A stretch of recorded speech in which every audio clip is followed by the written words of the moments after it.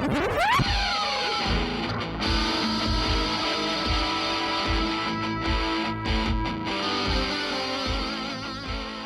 to the Tenet Podcast. I'm Todd Pearson here with my good friend and partner. You know him as quite possibly the most interesting man in the world, my brother from another mother, the other half of this thing we call Tenet, Wes Brown. Todd, how you doing, my friend? Oh my God, I feel like I'm high as a kite, and I haven't even smoked anything. It's weird. I feel like I live in Colorado tonight. I don't know why, but yeah, doing good. Tell you what, interacting with you the last 10 minutes before we jumped on here, I feel high as a kite, and I don't even know. I don't know what happened today. I know what happened in my world, but what happened in your world? A lot of stress with work and a little bit of stress with my mom. And then I had leftovers. And next thing I know, I'm sitting with you. I think it was our messaging conversation a little bit, but we won't talk about that. And I think that got me kind of piped for the day.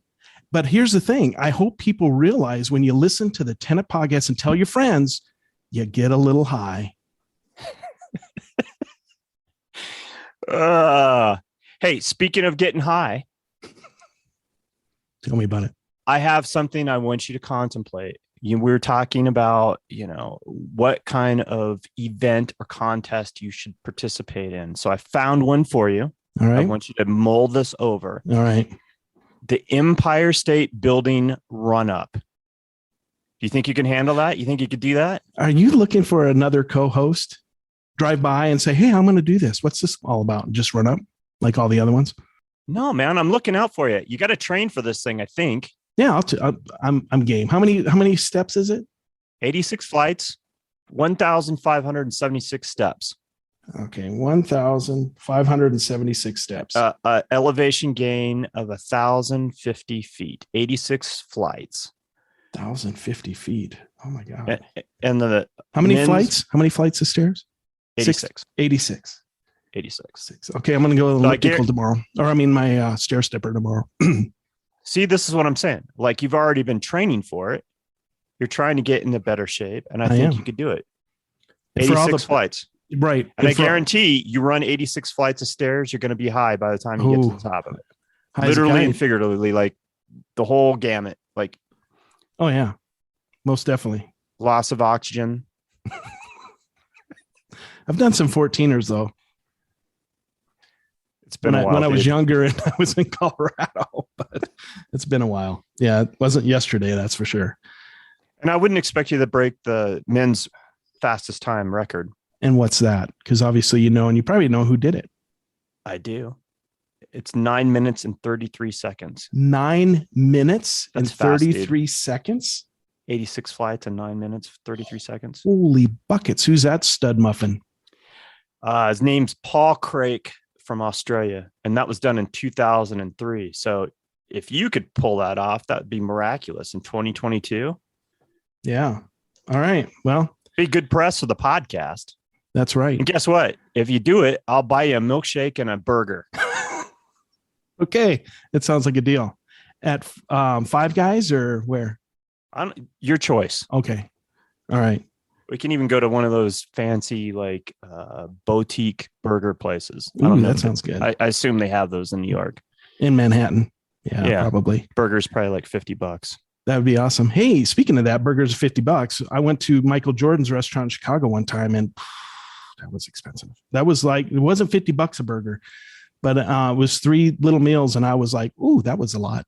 But luckily, I had a good job back then. So I just paid it. But yeah, it was more than I thought it was going to be. Way to go, Michael Jordan. Your expensive hamburgers. I don't know what the hell you did earlier today. And I want to take this moment also because Paul is from Australia. I want to do a shout out to Leith O'Malley. Yes. We love that O'Malley. Man. We need to get him back on. I know. We do need to have him back on. Leith, shout out to you, man. We talk about you all the time, and I appreciate all the stuff that you post on social media. No doubt. All right, let's talk some art. Let's do it, man, because we got a great interviewee tonight. Okay. You want amazing work. Nope. You do it. Our guest this week is an incredible artist Working with a variety of materials, she creates work that's out of this world. Welcome to the program, Nicole Grosjean. Hello. How are you? I'm doing well, thank you. How are you guys? Good, good. No, this is fantastic. Are you ready to pull the ripcord and bail out of this show? No, not at all. Okay, because we're already like 10 minutes in. But you were very quiet while we were she was having our discussion. She was minding her P's and Q's. Well, yeah. Before we get into the interview, I want to direct people to your website. It's paperfauna.com, paperfauna. You can find Nicole on Instagram at Nicole Grosjean. And Grosjean is spelled Grosjean. I'll have the links in this week's epised notes. I got a question right out of the back. Okay. Jump in there. So I'm surprised you waited for me. So how did you come up with Paper Fauna as a website? I've just always loved animals. So I wanted that in there. And then my work recently, just within, I'd say the last 5 years, has been moving to paper. So it kind of fit that way. And I do a lot of botanical work too, but flora didn't quite sound the same. So paper fauna seemed to work well for me. Yeah. Yeah. That's cool. I like it. Yeah. By the way, I like it too. Yeah. Thank you. Good name. It's different. It is different. You grew up here in Colorado in the mountains, correct? Yes. Tell us where you grew up. I grew up in Basalt, Colorado, kind of outside of Basalt, near Old Snowmass. So beautiful place to grow up. We had 36 acres, really no neighbors. It was just kind of just us. It was great. And I think that's why I kind of moved towards art and imagination. I spent a lot of time kind of alone in that space since my mom worked at home, but she kind of had her own space. And my dad was a volunteer firefighter and had his own business and was on ski patrol. So I was just kind of on my own a lot and kind of turned towards more imaginative and artistic expressions. I was going to ask you if it was, because of where you lived, if it was a little bit, isolating, not being close to other people. And that area is so beautiful. That was gorgeous. But I could see if you're not, in town, you're away from the action, right? Mm-hmm. And my mother was an artist, so she would kind of give me some of her work, her pieces that, maybe didn't go right, or seconds or things that I could just kind of play around with and some paint, and just kind of let me do my own thing, which was great. And being around other artistic people was fantastic. So you were exposed from the get-go then to art. Absolutely. What kind of art does your mom do? She's not doing anything anymore, but she used to have a sign business. So she did hand-painted signs and lettering for different businesses, even some sandblasting on wood, lots of different things. And she's also done fine art with watercolor and pencil. So she's had quite a lot of experience as well. So having a mom that's already, doing these kind of things, and you were exposed early on, it was kind of inevitable almost that you would become an artist, huh? I never even thought about becoming an artist. Even through high school, I was planning on becoming a vet or something like that, just because I love animals so much. But I ended up winning a scholarship to an art college in Denver. And that's really the only reason I went that direction. It just was kind of meant to be. So what college did you go to? Rocky Mountain College of Art and Design. All right. Yeah. That's where my wife went. Yeah, it's a fantastic place. Yeah. I really enjoyed it. So prior to winning that scholarship, that wasn't really part of the plan. It really wasn't. I hadn't really decided what I wanted to do. But I was kind of leaning towards working with animals in some capacity. Wow. That's pretty spectacular. The way I'm always interested the way that certain things come into people's lives and it kind of takes them in this different path, Mm-hmm. It was just this strange little competition. It was held at like a Ramada or something like that in the basement. and there's like 4 people that entered, and I just happened to win. That's crazy. It was amazing. Yeah. And who would have thought, winning a competition and getting, I mean, I can see taking the scholarship and then like really focusing, but like winning a competition and then all of a sudden you're like changing your whole trajectory of what you wanted to do as a career. I think that's amazing. Looking back on it, it was kind of fated, I think, that's just how it worked out. Mm-hmm. No, that's so cool. Now, growing up, had you been recognized for your, artistic abilities? A little bit. I went to kind of it was a private school, but there wasn't a whole lot of art. Certainly nothing very formal. It wasn't really until the last couple years of grade school that we actually had a proper art teacher that taught us some art history and kind of gave us better materials to work with. And I just loved it. And certainly I did very well in that class and kind of started moving that direction. You said that your mom would give you things to work on as you're growing up. Did you help her in her business at all? I did more when I was a teenager, and she just needed some help, putting on some sign lettering. I never did any painting or anything with her, but certainly it's helpful to have an extra set of hands when putting down sign lettering on especially on a car, because the windows are a little bit curved. But sometimes on businesses, if it was a large storefront, it's kind of helpful to have several people putting down the lettering. And what kind of art did you do as a child? Was it more like drawing? Mm-hmm. Did you and some painting maybe? I did a lot of sculpture too. I really loved that was kind of just when Sculpey was being introduced. So I did a lot of like little clay sculptures that you could just put and bake in the oven. And I really loved sculpture, and the piece that won me the scholarship was a sculpture. Oh, and what was this? I'm sorry. Oh, I was going to say, what was it a sculpture of? It was a dragon. I love dragons. So how did you fall in love with dragons? And do you like grim fairy tales and all that kind of stuff? I don't think I read that much as a child, just because I went to a Catholic school. So we didn't really get that sort of stuff. I didn't really get into that until probably teenage, high school years. I've just always loved dragons and unicorns, things that are fantasy, but not like super girly. Mm-hmm. I fell in love with The Last Unicorn movie, obviously, when I was a kid, but reading the book was a totally different experience, and just loved the book. I have been able to meet Peter Beagle, and wow. That was really incredible. He's a really incredible man. And just kind of that sort of fantasy I always really loved. I think also there was a little bit of an allure to fantasy because a lot of those books were banned at my Catholic school. Sure. So I was kind of more interested in it. Right. You rebelled. No, that's awesome. So do you obviously you like the European style dragons more than maybe the Asian style dragons? I definitely like both. And I'm working on several pieces right now that are both. Yeah. I think one of the things that's hard with the Asian dragon, I'm working on a custom piece right now. It has over 4,000 scales on it, and it's just taking forever because I cut all the scales and put them down individually. Wow. It's just taking forever. So those guys are a little bit more difficult, I think. Sure. Sure. But I love really any sort of fantasy from any culture.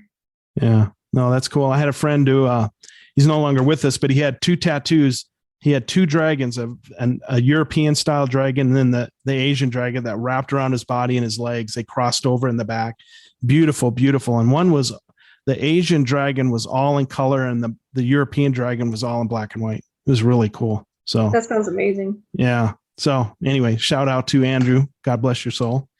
So, but anyway, yeah, dragons are really cool. And I could see where it'd be really, there's a lot of detail, even in the European dragons, a lot of detail.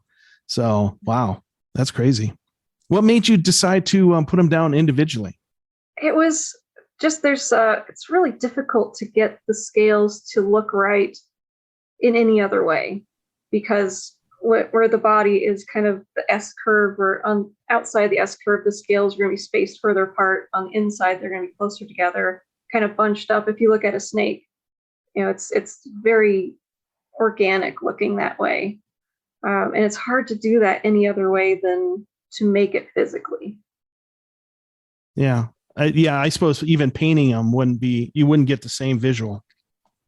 I think certain people can, but because my work is more three-dimensional and more built, for me, at the time, it made sense to do it that way, but I don't think I'm going to be able to do that again, because that's so much work, and I still haven't finished that piece. It's just taking forever. Wow. I'm really excited about it. I think it'll be beautiful when it's done. Oh, I'm sure. Yeah. And yeah, just a lot of work. Because both Todd and I have had the pleasure of seeing your stuff at the Valkyrie, and your stuff is really, really beautiful and fits really good with Valerie's work, because you guys, not that they're the same, but they really play off each other really well. So yeah, I really love your work.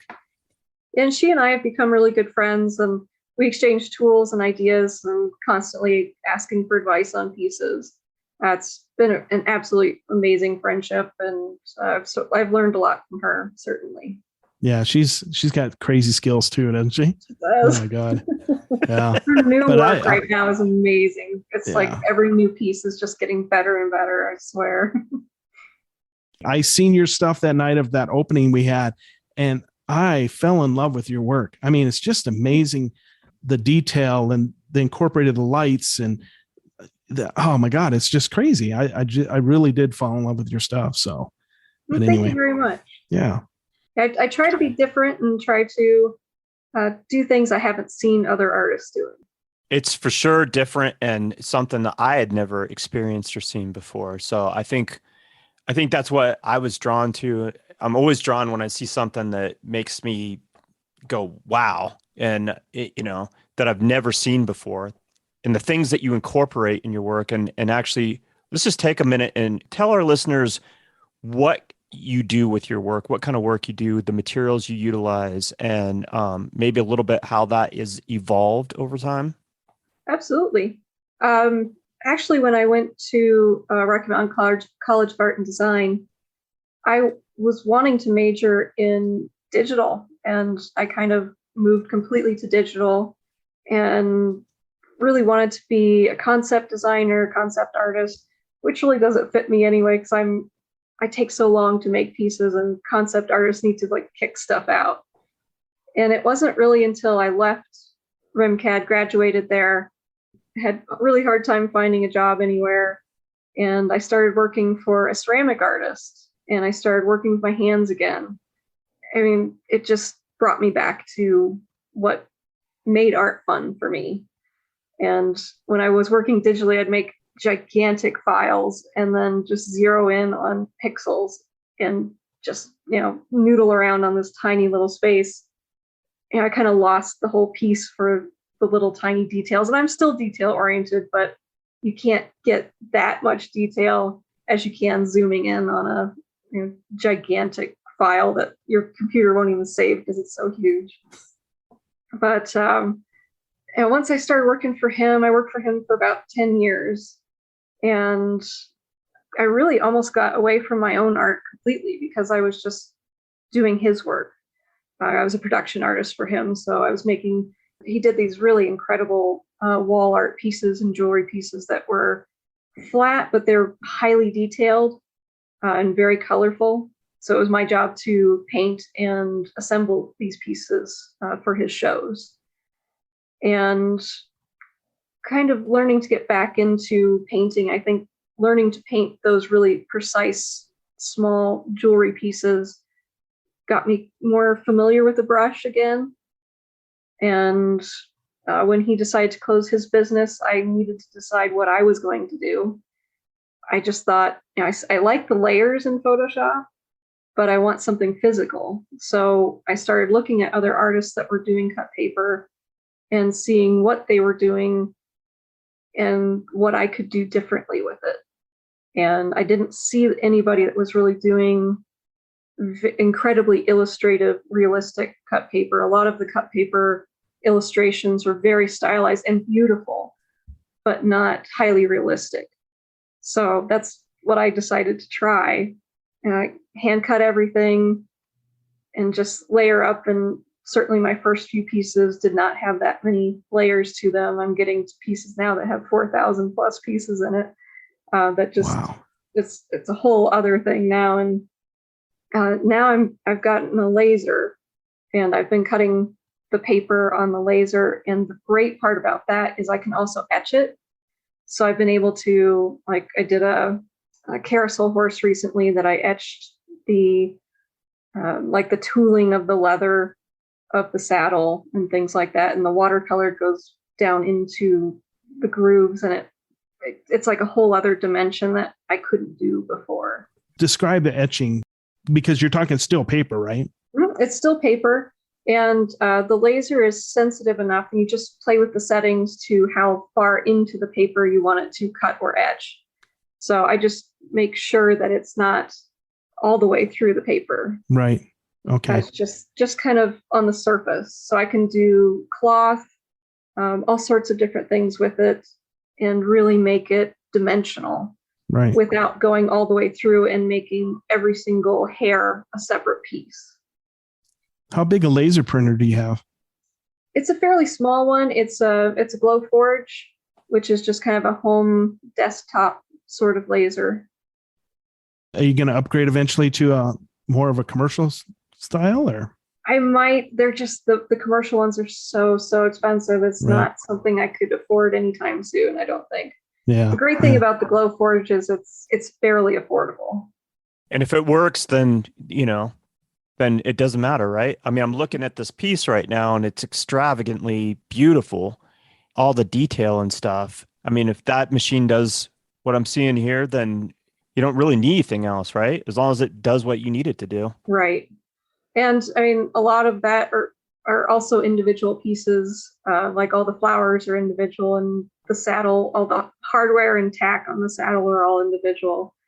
So it still cuts really nice tiny pieces for me that I can't cut by hand. Like some of the bit in the mouth, that little round piece, there's no way I could cut that by hand without it getting all mangled. So it's given me more precision than I've ever been able to do before. So is this piece just called Carousel Horse? Yes, it was the finished piece was kind of a diamond shaped frame. And that went to a gallery in New York. Okay. And it sold pretty quickly. And I've actually gotten a few requests to do some more. So maybe next year I'll do another one for them. That's another carousel horse. The laser piece, though, you probably do that in Photoshop or Illustrator? I make everything in Illustrator. So I start with a sketch, and I scan that in, and then vectorize everything in Illustrator. The Glowforge is very particular about what it will cut and how it will cut. So that's something that's taken me a few years to learn. And it's just finessing and learning what you want to do and how to do it. And certainly there aren't that many people doing laser etching or laser cutting on watercolor paper. So it's kind of just teaching myself. So the watercolor paper is a little thicker, than it gives you a little bit more tolerance, I would imagine, to do your etching, right? Absolutely. And the watercolor paper I use is called Stonehenge, and they've got several different types. I tend to go with hot press, which is the smooth surface. I will use the cold press, which is the rough surface, if I'm doing something organic like a tree. It works great for that kind of modelly texture.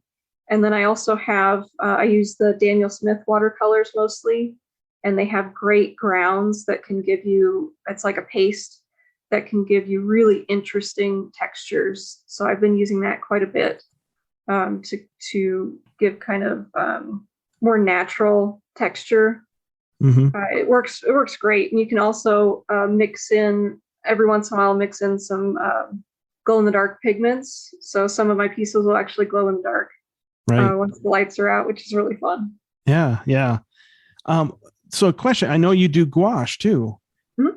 And so when do you decide to use watercolor over gouache? Because gouache is, for our listeners, is very similar, but a little different. Gouache is more opaque. So I tend to do everything with a wash of watercolor first. and I can use the watercolor to do more of the shadows, and I use gouache more for the highlights. Oh, interesting. That's a really cool tidbit to know, because as you know, I'm not a painter in any stretch. I'm a photographer. I've never done anything like that.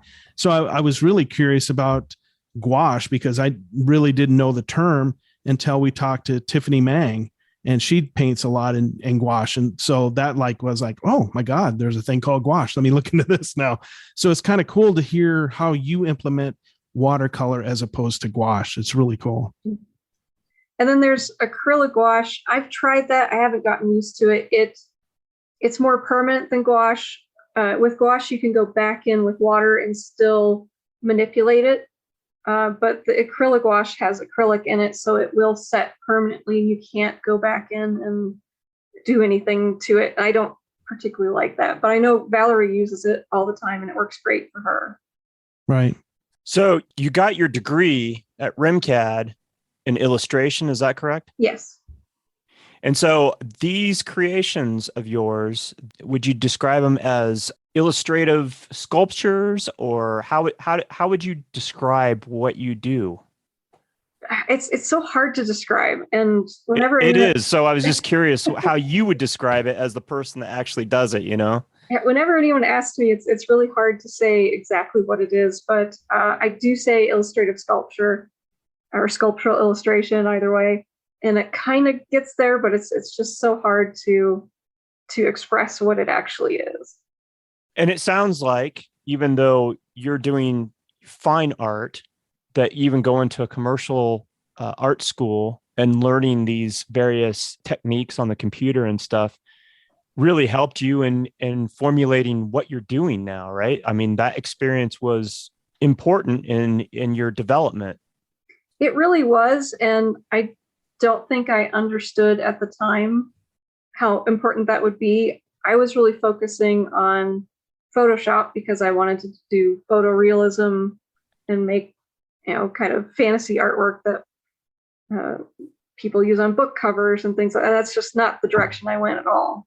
And I'm very grateful that I had to take several Illustrator classes, because that's where I've learned all the skills to do what I've done. And certainly I still have to brush up on my Illustrator skills for some things that I just don't remember. But it's definitely a skill that I didn't think I would need, that I use all the time. I love that you're incorporating, modern technology into this thing that is more hands-on. And you talked about the, wanting to get back to the tactile part of making art. That's what got you jazzed. But, you weren't excited about the digital, but you were able to see that, hey, I can take the skill set that I've learned and apply it to this thing. And I think that's always interesting to kind of hear people's process and hear about how their thought process works, Sure. And I think, honestly, when I first got my laser, I was too nervous to use it. And there's kind of, I think, a bit of a stigma in the paper art community about using a laser, because, you hand cut everything. That's how it's done. And that's how I did it for a long time. And I made sure I said hand cut on everything, just to make sure people knew that it was hand cut. But man, there's so much I can do with the laser that I couldn't do by hand. And the direction I wanted to take my work, I don't think I could have done that without the laser. I couldn't have gotten that precision that I really needed.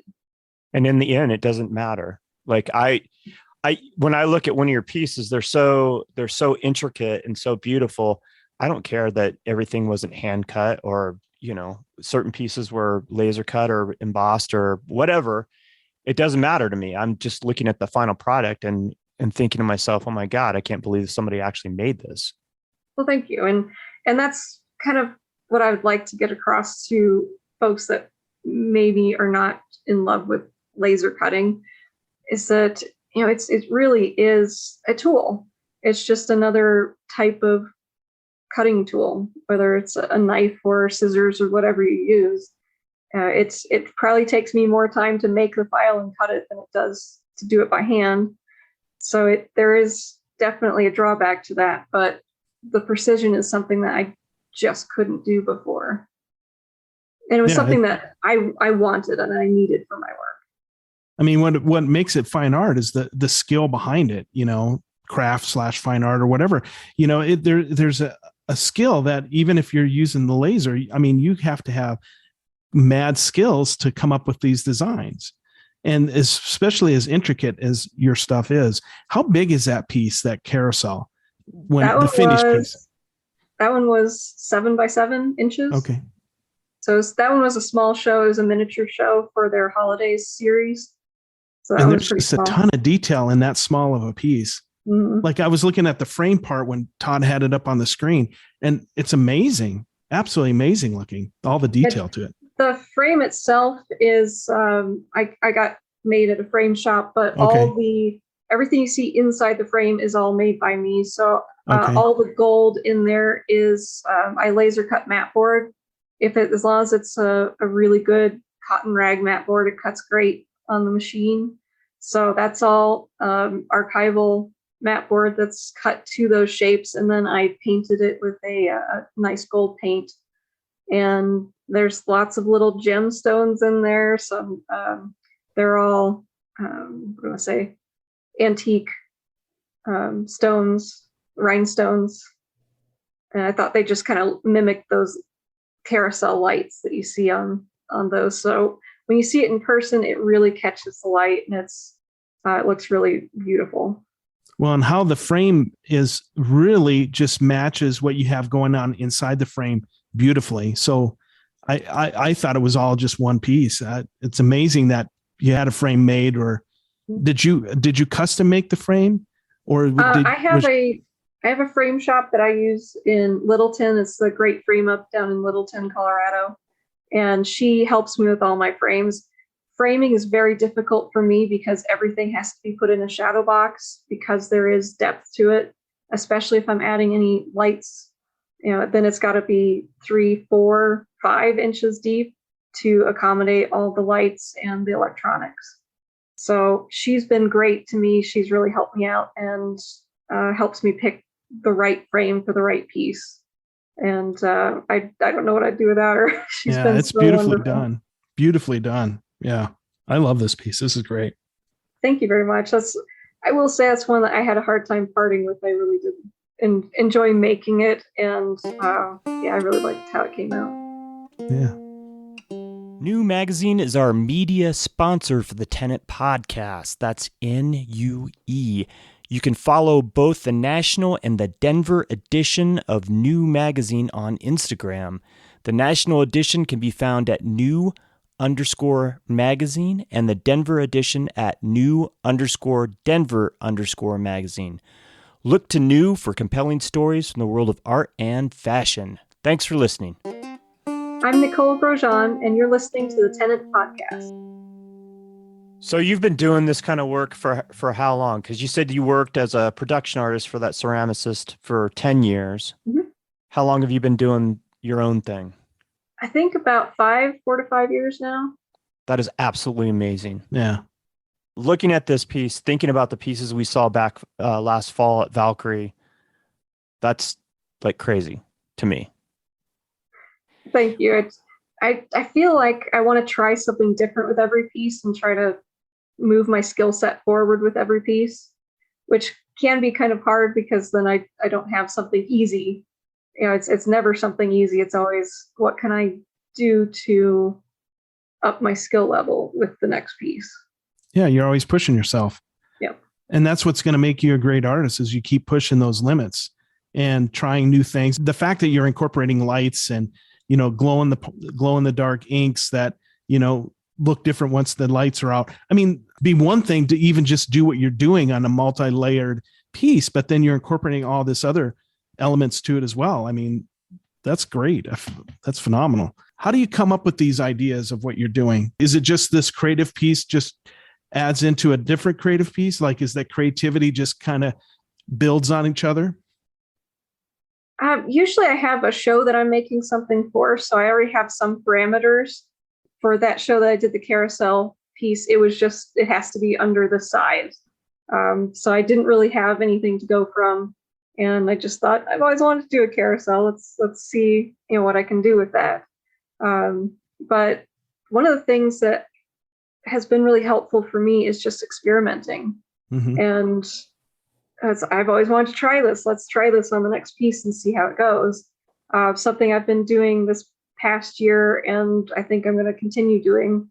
There's a sign artist that I follow on Instagram from the UK that does these absolutely amazing gold glass signs where it's water gilded gold on the back of the glass.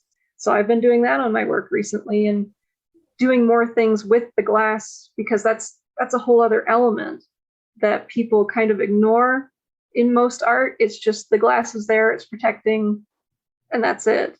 So I've been using the laser to engrave the glass. I've been doing the gold leaf on the glass with water gilding. I've been adding some stones and even crushed stone on the last piece that I did. Just trying new things and things I haven't seen done. On the water gilding, does it make it translucent where you can see through it? No, you can't see through the gold, but you make the pattern that you want in gold, and then you kind of clean off the gold around it, so it will have gold elements or silver elements to the piece, and then the actual piece will be behind the glass behind that, and everything's protected. Yeah, because you use 24 karat gold and then 24 karat white gold as well, right? I think the white gold is 21 karat. 21, okay. And then I use 24 karat gold. I did recently get some red gold. I haven't had a chance to really play with that yet. I'd like to try some copper, just different things. Yeah. No, that's amazing. Yeah, I love it. It seems like that creativity just falls out of you. I don't know. Because I will tell you what, if Wes and I put our heads together and worked as a team, I don't think, given enough time, we still wouldn't come up with something as extravagantly beautiful as what you produce. Well, thank you. I think a lot of it is just, I follow a lot of artists and I like seeing what everyone else is up to. And I think for a long time, I kind of followed artists and went, I wish I was doing that. And I wish that was the direction I had gone. And I think I'm at a point now that I'm really comfortable with what I'm doing, and I can look at them and say, that's incredible and I love it. But I'm perfectly happy doing what I'm doing and doing something that I don't see anyone else doing. Did it take you a little while to get to that point, as far as like feeling comfortable, like this is what I do, Absolutely. It really did. And I think it's something that artists don't like to talk about, but certainly I think we feel some jealousy towards people that are doing what we have always wanted to do, or getting into galleries we want to get into.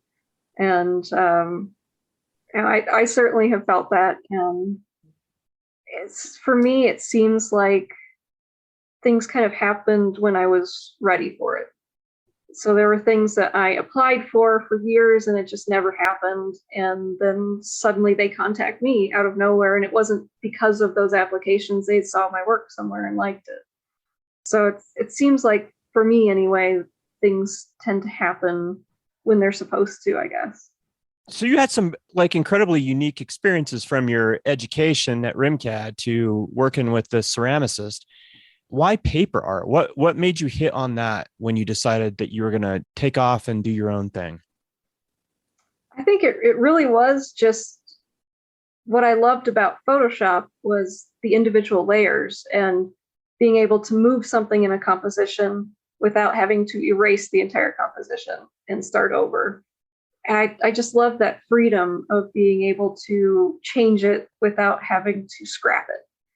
And I think that's why I kind of leaned towards paper, and then started looking into it and seeing the amazing things that people were doing in paper, and decided that I could do something like that, but in my own way and with more detail.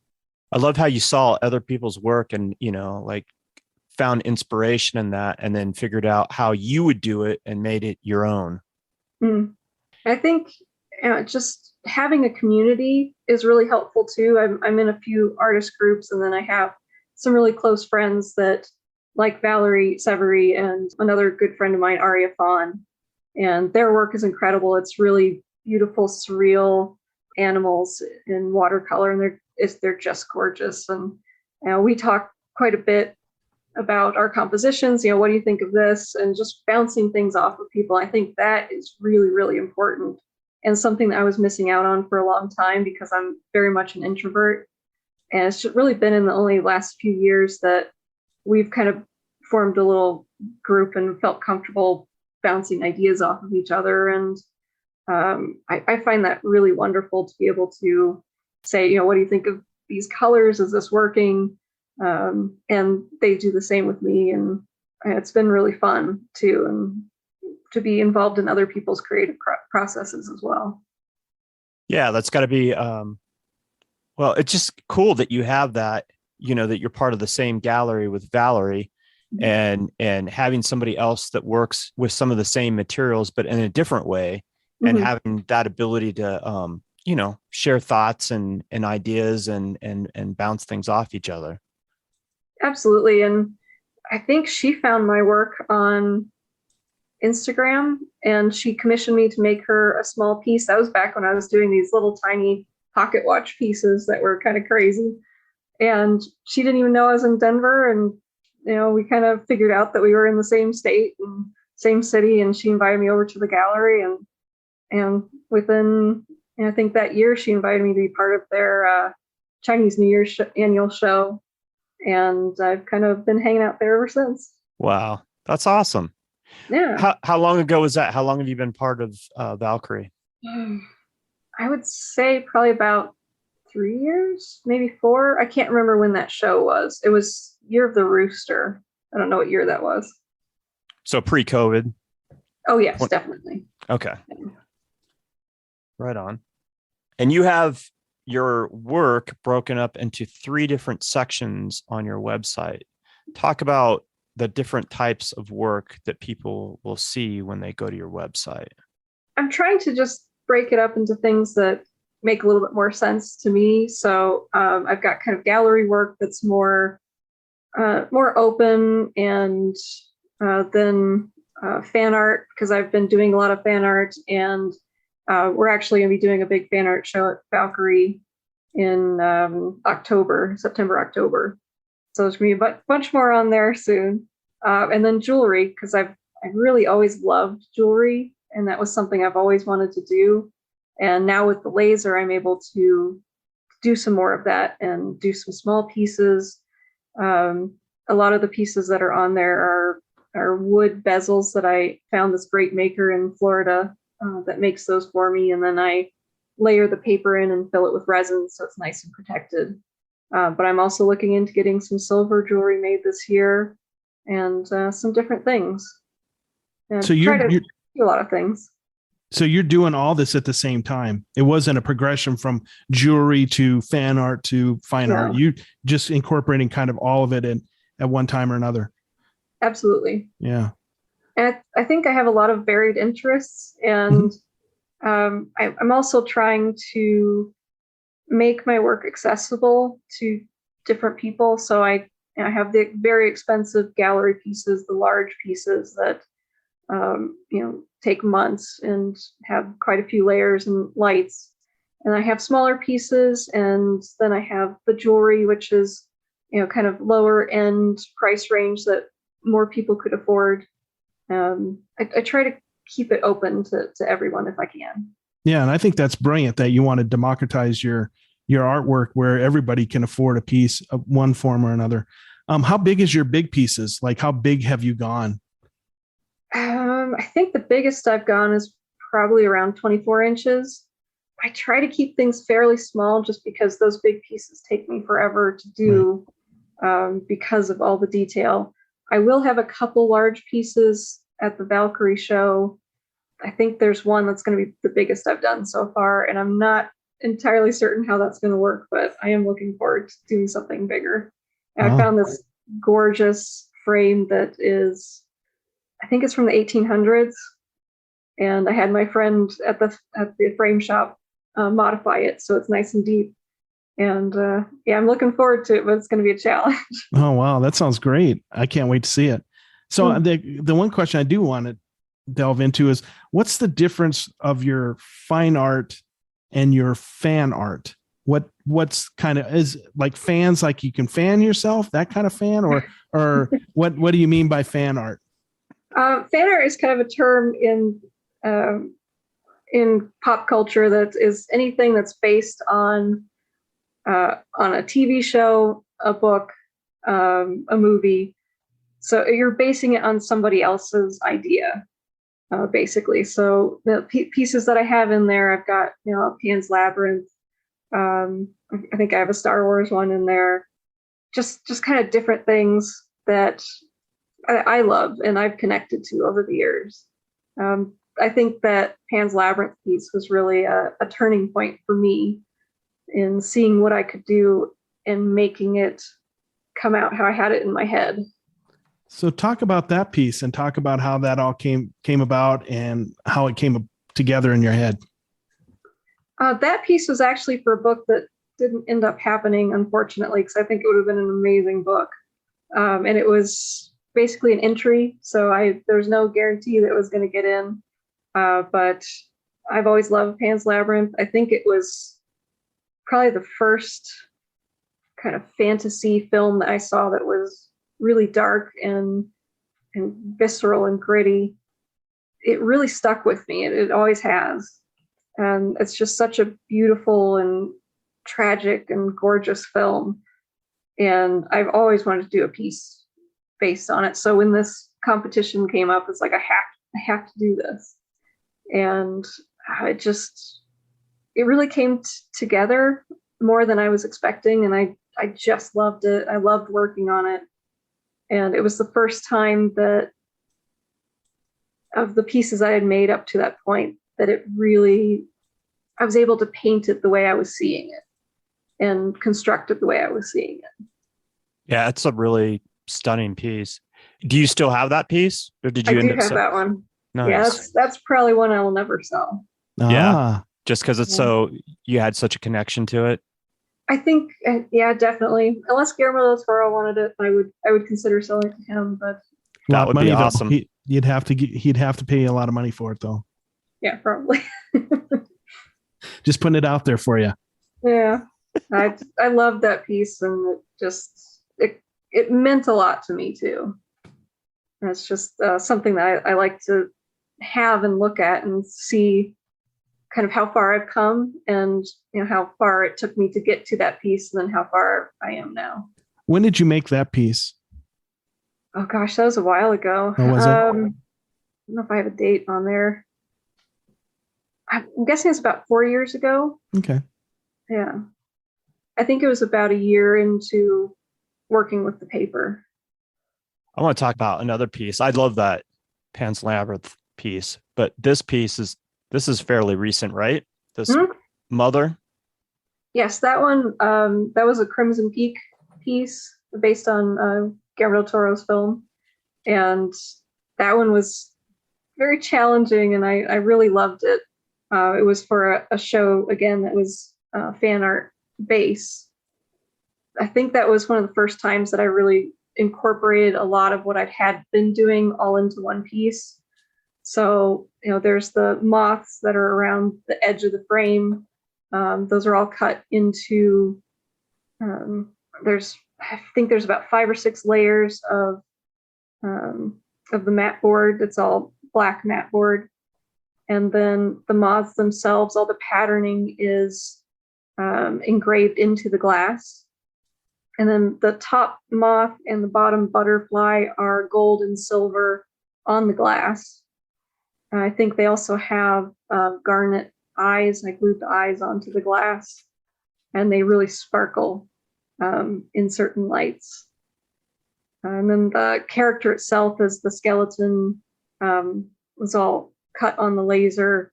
And then I layered this really beautiful paper over the top of it that's kind of looks like lace. It was so much fun, but it really was a challenge. I thought that was lace. Oh, I'm sorry, Todd. Oh, you're fine, man. I was just going to say, I thought that was lace. That's amazing.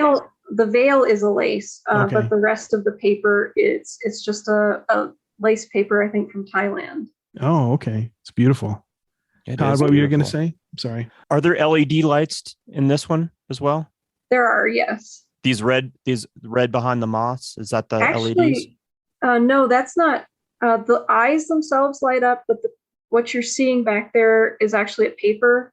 It's called Miri paper. It's kind of got an interesting lava look to it. I think it's called Miri lava. But there's actually no light coming from behind the moth, just the eyes. Okay. Yeah, I love this piece. Thank you very much. And this is one that you sold? That one is not sold yet. Oh my goodness. All right. People that are listening, check it out. There's some phenomenal art on Nicole's Instagram and on her website. Holy moly. When you started this, were you doing, and you said that Valerie had seen your work on Instagram. Were you doing a lot more jewelry then? I was. At the time, I was doing like really intricate pieces in old pocket watches. And the reason I was doing that is because I put so much detail into things. I was thinking if I made them smaller, I might be able to get more done. That didn't really work out that way. And I just found working with the pocket watches, even though I loved it, there's so much to know about a pocket watch. Even if you get just the case, you have to have all kinds of tools that are special for opening the case. And a lot of them, the glass would be shattered. So I'd have to custom order the glass for it, have to get the right glue to glue the glass in. And it ended up being a little too much work. And what really kind of sealed the fate of those is whenever I'd show it to anyone, they would ask me, does it work? And it's like, no, I took all the workings out of it and it's a piece of art. And they just never really understood what it was as an art object. I don't know. It didn't really work the way I was hoping it would. So you've kind of moved on from doing the pocket watches at this point? I think so. It might be something I'd revisit, but they're hard to find really good ones that aren't so good that they should still be in working condition. You want to find ones that aren't totally trashed, but not incredibly beautiful and should be in working order. It's somewhere in the middle. And those are getting harder to find. Yeah, I bet. How would you source these? Some of them I found on Etsy, like people would have a big lot, or eBay, a big lot of old watches. I went into a couple of watch shops and they actually had, a collection of old ones that they were getting rid of. So just kind of different places. I think it's cool that you're taking this object that is no longer, really used in modern day society, but upcycling it, especially things that aren't in working order. I just love that concept. Thank you. And I do think I'd like to revisit it, but I need to kind of think about how I would do that. Yeah, because you're not going to do it the way you used to do it, right? Right. Definitely not. Yeah, they're stunning. They really are. Well, thank you. So talk about this piece, Todd. Sorry, when you're done. So which one? My heart, mine to give. It's the heart. Oh, I'm pointing at it like you can see me. It's the heart within a heart. Yeah, that's so beautiful. Talk about that. Well, you were going to say something and then go to that. Oh, that piece is something that I've been doing. So the exterior is the wood, and that's done by a company in Florida. And it's I shouldn't say company. It's just kind of a mom pop type thing, and they make these just incredible wood bezels that are open for artists to do whatever they want in it. And they just happened to have a couple of those that were a new design that I hadn't seen. So I said, I definitely want those. And they set them aside for me.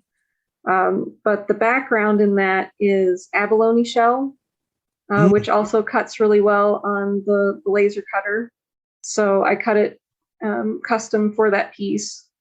And then there's gold leaf for the rays coming out from the heart.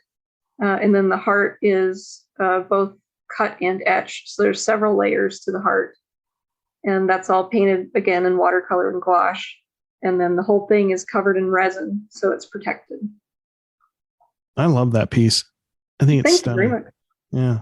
So if I can ask, like, where does the jewelry start and what does it go up to as far as pricing is concerned?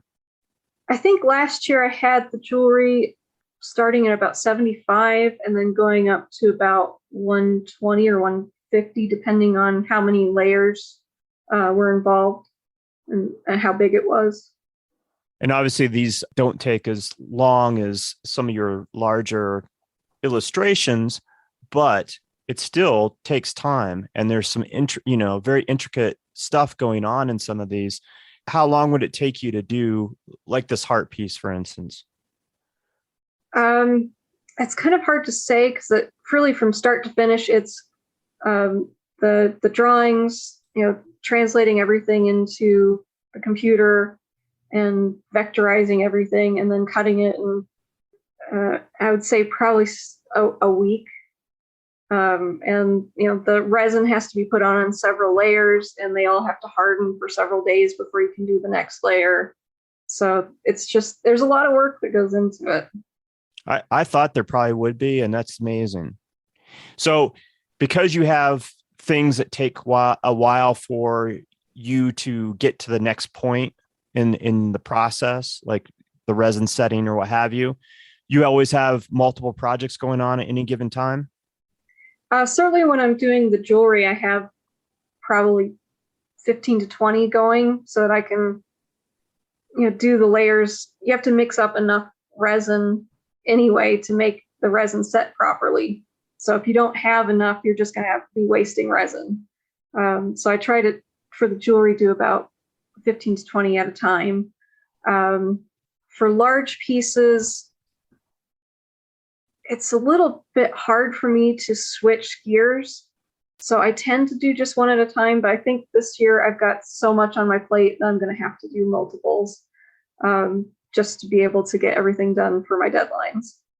Because you're used to just concentrating on one piece, will that be difficult to kind of get yourself to kind of compartmentalize your working from one piece to another? I think it will be kind of difficult for me, but I actually think it might be kind of fun to put one piece aside and start on something else and kind of spread my creativity around on everything without focusing so much on a single one. I know that would be difficult for me. I would have to see something from start to finish, like you were talking about with these pieces. Yeah, I'm the same way. How do you go about selling your art? Is it mostly through these galleries that you've been able to develop relationships with? Yes, that's pretty much where all my sales have come from in the last probably 3 years, is just through galleries. And how many galleries are you affiliated with these days? Right now, I'm a full member at Valkyrie, so I always have work there. I'm going to have a small show, a solo show at Balefire Goods in Arvada next month. So I'm looking forward to that. That should be a lot of fun. I have work at Haven Gallery in New York and Arch Enemy Arts in Philadelphia. And I also show online through a really fun gallery called Everyday Original. Every single day they have work available from a different artist at affordable prices. Everything's under $500. So I have a piece available through them every other month. So my next piece should be coming up the 18th of May. That's pretty cool that they do that. And that's all online, you said? It is. Nice. They're fantastic. They've got an amazing roster of artists. That was definitely one of my dreams, was to get in with them. So when I did, I was very, very excited. And I think Valerie's with them now, and Aria. Wow. That's amazing. Yeah. So is there a gallery that you're dying to show in that you haven't got there yet? Oh, there's a few, but actually Haven and Arch Enemy were like in my top 3. So I was so excited to get invited by them last year. Oh, that's so cool. I was just going to have you put it out there. I like putting, after our last episode, we talked about The Secret a little bit and putting stuff out there. So I want to put stuff out there for you. So the universe is going to prevail. Yeah. Manifesting her reality. So, Yeah. anyway. Gallery Nucleus would be cool. They do a lot of fan art shows. I think that would be a lot of fun. I've shown with Spoke Art in the past. They're in San Francisco, and I really enjoyed that. But I think they're kind of moving more towards private shows and things. I don't think they're doing as many group shows as they used to. So where was the other gallery out of? The first one you mentioned just now. Nucleus, I think they're in Portland. I believe Portland. I've also shown in the past with a band who's in Denver. And there was a great gallery in Denver called Helicon, and I showed with them. But I think they've since closed. But I really loved working with them. They were one of the ones that gave me a chance when I didn't have a name at all. They invited me to be a part of a show there, so I miss them. They were great. You're getting lots of exposure across the country. Yeah, it really seems like last year everything kind of broke loose, and I don't know what that was, because I'll be honest, 2020 was just horrible, and by the end of 2020 I was so ready to quit. And I even told Valerie, I said, I was an associate member, which is kind of the next level down. I said, I think I'm done. I think I'm out. And she said, oh, well, there's a full membership available right now, and if you don't take it now, you're gonna lose your shot. So it's like she kind of pushed me into coming back into it. So I have to thank her for that. That's awesome. Since you're being frank, so what was it about 2020 that was hard for you? Was it the isolation? Was it the kind of the business model you had wasn't working out for you, or what was it? I'm kind of isolated anyway. I've always kind of been on my own, and I kind of like that. So I wasn't really that so much. Again, being very frank, it was really mental health. I was just having a really, really rough year, and nothing was really working for me, and I was just really, really struggling. Sure. And I just kind of thought, maybe this isn't working. I lost all my creativity. I didn't want to make anything. The things I was making, I didn't like, and I had a couple shows coming up that I just was ready to bail on because I couldn't come up with anything at all. Right. So other than Valerie kind of pushing you into the full-time thing, what else kind of helped you navigate out of that whole mindset and get back into the groove? I really think it was connecting again with people. At that same time, I lost my cat, and I'd had her for 19 years. And I really had to kind of share more of what was going on in my life to explain why I couldn't make deadlines, why I couldn't do things. So I ended up becoming much closer with some other artists, and they kind of pushed me back into being creative. And I think just having to focus on making more work for Valkyrie, and Valerie's always been great about just letting me kind of do what I need to do. And she's just such an amazing person, very understanding. And I think that really helped. Yeah. Yeah. And, people struggle all the time, and it was hard for a lot of people. Other artists had booming years, but it's not easy to go, but, and maybe not in your case, but isolation I've seen really devastate a lot of people, including I really blame a lot of my problems with my father on the fact that he's been so isolated, and people, like I wasn't going to see him because I was afraid I was going to bring something to him. And yeah, so I'm glad that you pulled out of that, because what you bring to this world is so beautiful. And I think we would be sad without it. Well, thank you very much. And certainly, if I had known that this is where I'd be now, I would have definitely toughed it out. But there were days it was just like, I can't do this. Yeah. I think that's all right though. I'm glad, like you said, I'm glad you got to the other side, and not that you still won't, we all go through, bumps and valleys, and, but that's just life. But man, I'm so happy that you're here with us doing what you do best. This is amazing work. So well, thank you so much. Yeah. Thank you for sharing that, because, it's kind of hard to put that kind of stuff out there. And, like Wes said, there's always these peaks and valleys, and hopefully next time you go through that, you'll be like, well, I've been here before. I can push through this. I just need to keep on trucking along. Right. Absolutely. I'm just amazed by the absolute creativity with the materials and the thought process that goes into these pieces. I'm astounded. And talk about, if you will, some of the newer materials or newer things. I mean, you've talked about a lot so far, but anything like new in the last year, 6 months that you've incorporated that has gotten you kind of jazzed about where your work's headed? Really, the gold gilding on the glass is the newest thing that I've been doing, and just etching the glass, using the glass in ways that are different than I've seen done. I think right now that's what's been the most interesting to me. I'm always really excited when my paper companies come out with new papers. So, like the Stonehenge, they came out with a black Stonehenge that was amazing, but it was cold pressed, so it was really bumpy.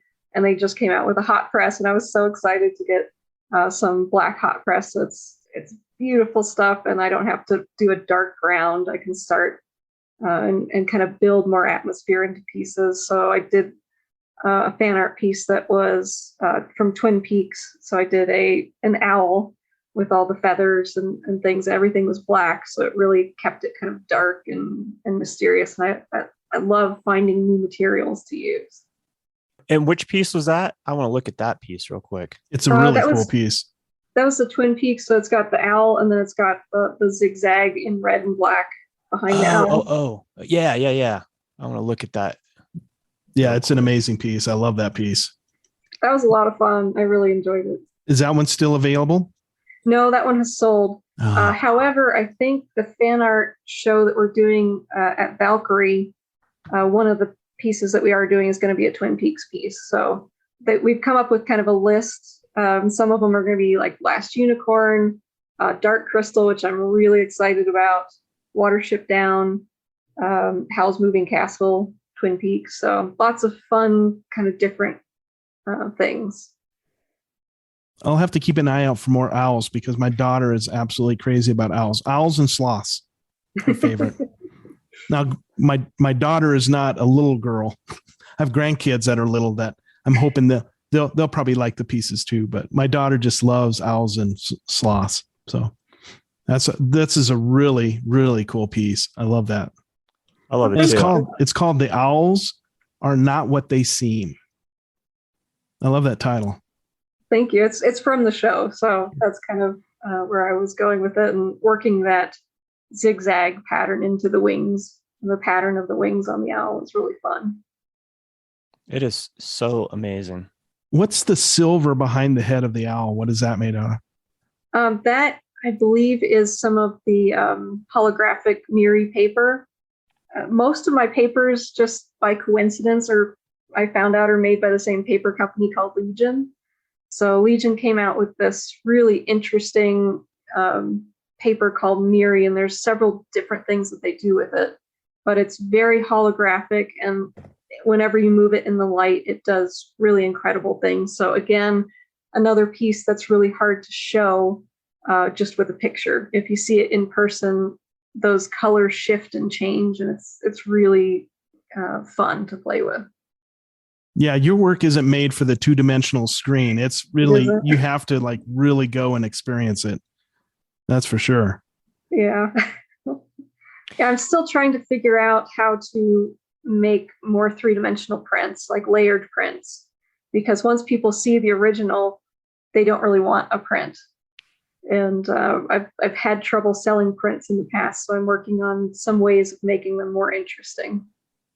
I was curious about that because I did see that you sold prints, but after seeing your work, I'm like, and I'm like this with every artist, like I don't really want a print. I want an original, I'd rather fork out the money, no matter what it is, for the original. Mm-hmm. So I think that's cool that you're trying to think outside the box and trying to figure out how you make the work, the prints more enticing to your potential clients or customers. And I'm hoping I can do that with the laser and get some prints done. I'm still kind of learning how to line everything up properly to do a nice clean cut around something. But I'm hoping maybe by the time our show comes around in September, I can kind of figure that out and get some 3-dimensional prints for that. Now, I don't expect you to know the number, but how many individual pieces are there to this owl?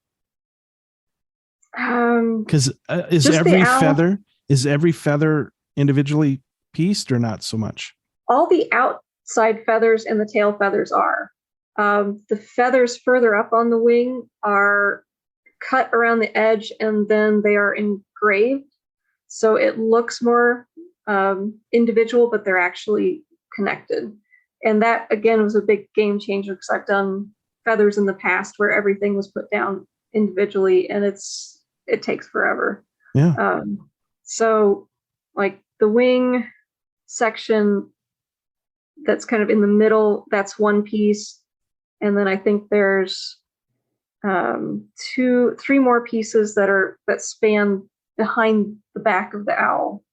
And then all the feathers on the exterior are individual, just because you can't really make it any other way to make those feathers layer correctly and look like they're layered. Even on the screen, though, they look amazing. They look absolutely amazing. Well, thank you. I think the face has, probably 10 layers. And then like all the claws are individual. So there's quite a few layers on that guy. And I think somewhere on my Instagram, I have an image of him when he's just black paper before he got painted. And what did you use to paint the feathers? Is it watercolor or gouache? Watercolor and gouache. Okay. So the great thing about the black watercolor paper, it keeps everything dark, but it will take some of the color. So I'll go down with a gray or a brown first, and then kind of pick out the lighter with the white gouache, and just kind of I layered my gouache really, really light, so it doesn't give that full opacity that gouache has. Mm-hmm. Yeah, it's stunning. Well, thank you. Now, on some of these pieces, I know that you bring them into the computer and do the drawing and all that. Are you also incorporating photographs? Do you ever? I think the only ones that I've used photograph of any kind are some of the textures. So I think the tiger that I did recently for the Year of the Tiger piece, I found some really cool antique fabric from China. And I used that in some of the color that you see on the armor. Some of the fabric behind the armor is the paper is etched with that photograph of that fabric. That's an amazing piece too. Holy cow. Yeah. Now that one was a lot of fun, and I actually made those brass corners as well. My machine doesn't cut brass, but I have a company in Westminster called Geekify, and they just recently got a laser that will cut brass. So they made those kind of the raw brass for me, and then I cleaned them up and polished them and added some darkening agents to them, so they would kind of get down in antique. Based on an illustration you did in Illustrator? Yes. Yeah, it's amazing. Thank I mean, I even just like the illustration piece of it, I'm just blown away by. And I think it's interesting. I mean, to me, it makes sense that you would do your drawings in Illustrator, but we've talked to so many artists that actually use Photoshop as opposed to Illustrator. So what was your thought behind choosing to use Illustrator as opposed to Photoshop? Are there some things that you can't do in Photoshop or with Photoshop that you can do in Illustrator? Because I'm not really familiar with Illustrator. It's really only because that's what the cutting machine, the laser, needs. It has to be a vector file. It can't cut an image from Photoshop. It can engrave an image, but it can't cut. So because most of my things are cut, I have to make it in Illustrator. It has to be vector. Gotcha. Okay, cool. Yeah, Thank you for clarifying that. Oh, Yeah, absolutely. most definitely. because a lot of people that order like add specialty items where I work during the day, they don't grasp the concept of rasterized versus vector and vector. I just love, and when I was working in printing, we used Illustrator to lay out artwork, and yeah, what you're doing here is amazing, just amazing. The laser cuts along the vector line. Yep. So it has to be a really precise, clean line for it to follow. Gotcha. Okay. That makes complete sense now. Yeah. Yeah. So I got to ask you this question because we've talked to a lot of people since doing this podcast that have either they've been doing it for a while or they're making the move into doing some kind of public art. Is that something that you've thought about at all? It's not something I have because I think, for me anyway, public art is big. And at least my kind of what I see of public art, I don't think I could do anything big. I think it would be just too much for me. Yeah, I could see it being much more difficult, and there's probably a lot more like thought as far as how you would source or how you would obviously it's stuff that you wouldn't be able to do yourself per se, but taking what you've already done and what you do currently and then working on a much larger scale, but having, working with a team of people that could help facilitate that. So I was curious if you had kind of thought about that at all, because some of the art that I've seen of yours, I could see as public art, and that would be, I'm not going to bag on public art, but I would love to see a piece of yours as an large scale public art somewhere. And I'll be honest, I've actually never looked into it, so I don't know what would be involved in that. I think in my head, it's always, public art is gigantic, and I wouldn't even know where to begin to do something that size. I think you just scale it up and let's say, you just, the pieces that would be individual small pieces that you just, now they're, instead of them being, an inch, they're a foot, and, you just scale it up. Cause I do see like the owl, like if you worked with a fabricator, you could do it in metal and have it really big and it would be amazing, So I think it's just and the fact that you haven't thought of it, I have a feeling eventually we're going to be talking to you about, hey, on this big public works piece, how did that all come about? But yeah, just because you're pushing yourself, and eventually scale is going to be where you're going to push yourself out. It's like, okay, I've been doing the smaller ones, I'm getting bigger, so where's the end? So sure. Yeah, no, I'm looking forward to that someday. So, I mean, you're still at the beginning of this, really. I mean, and the trajectory that you've been on in the small amount of time is just, it's flabbergasting. So, I just think it's spectacular. And I was just thinking outside the box. I'm like, all right, at what point do I get to see some public art? So it's no different than Dale Lanphier and Dignity and near Chamberlain, South Dakota, this big 40-foot Sioux woman with a blanket around her. All those are individual pieces. Her star quilt is individual pieces, and they move a little bit with the wind. It's the same principle. So give Dale Lanphier from Sturgis, South Dakota a call, and he'll help you scale your stuff up. Shout out to Dale.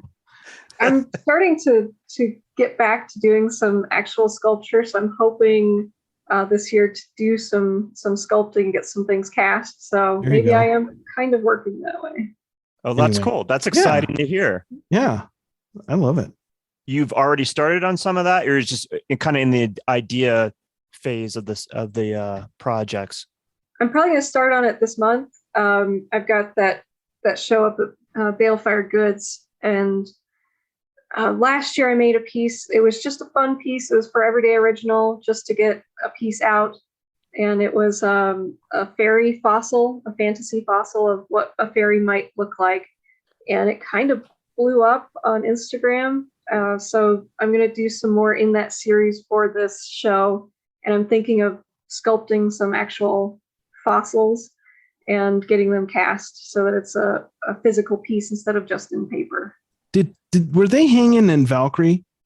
I think last they year? were for that show. Yeah. Because I can remember talking about it with you. I think either that or I just dreamt this in my head. But those things are so cool. Thank you. It was a lot of fun, and it just went crazy over on Instagram. I've never had anything like that happen, so it went viral on me, and I think the original post ended up getting something like 3.5 million views. Wow. So people really loved it. I'm still getting people contacting me asking for one, but with all my other things going on, I can't continue to make them. So I am looking into other ways of getting them made, so that they'll be more accessible for people, but I'm not to that point yet. I think it's going to take a little while. Talk about the process of making this. What all entailed? This is one of the pieces that resonated with me right off the bat. And I was like, oh my God, how do you do that? So this is made from multiple stamps. So I laser cut the stamps and then layer each one up. And the inks that I use, they go on kind of modelly. So I still have to go back in and basically hand paint their water soluble inks, so they look a lot like watercolor. So it's a lot of hand painting, a lot of layering with a lot of different stamps, and then everything is embossed into the paper. So all the bones are 3-dimensional and they're all embossed in, again, all by hand. I'm really looking for a company that can do embossed prints of it, because I think that would be the way to go. But you have to get embossing plates made, and they're incredibly expensive. So I might do something like a Kickstarter or something. So like in a t-shirt or a sweatshirt or something like that? Is that what you're talking about? Not just embossed into paper. So paper. The Okay. there is paper. Everything you're seeing there is paper. Okay. Even the rock, even the stone piece of it is paper. Yeah, that's paper. So it's embossed. I made all the embossing plates and hand embossed all those little edges that kind of looked like chipped out stone. That's all embossed into paper. And then you have some kind of embossing machine? No, it's all done by hand. Really? Yep. Wow. I'd have to see that. That seems amazing. It's a lot of work. And that's why I couldn't make more. I think we did a pre-sale of like 25. I think that's all I've made so far, and I don't think I could make more. It's just so labor intensive, but I'm trying to find other ways of getting them made that would make it more accessible, because these had to be kind of expensive, and I know a lot of people wanted them, and I'd like to find other ways of making that happen. Yeah, because once they made an embossing plate, you could reuse it 1,000 times. Absolutely. It's just the cost of getting one made is quite a bit, and then finding a printer that can do that and also keep everything nice and tight. Just me doing it by hand, things are just still a little bit off, and I had to go back in and manipulate each one so that they're as perfect as I can get them. Because these are multiple embossing pieces, right? So they would have to have multiple pieces that you would emboss, and then you'd emboss out over the top of it, right? Yeah. Am I right or no? Okay. Yes. Yeah, these are amazing. I love them. It's so crazy good. Yeah. And I've been seeing a lot of people have been getting tattoos of it, which I think is just, for me, kind of crazy. I just can't imagine someone wanting to get a tattoo of my work, but there's been some really beautiful tattoos done of it, and I'm just getting a lot of really amazing feedback on it. Yeah. Pay royalties, people. Yeah. He needs a check. That'd be nice. I'm blown away by them. And I remember seeing them, and and if they were for sale then, I should have bought one. Yeah. How dumb were we? Oh my God. What's that? But this whole show coming up in June will be all fossils. So I'm hoping to make some more fairy fossils. I'll probably not make this particular one again, but I'm hoping to do one that'll be more like Luna moth style wings with the really long tails, something really different and special.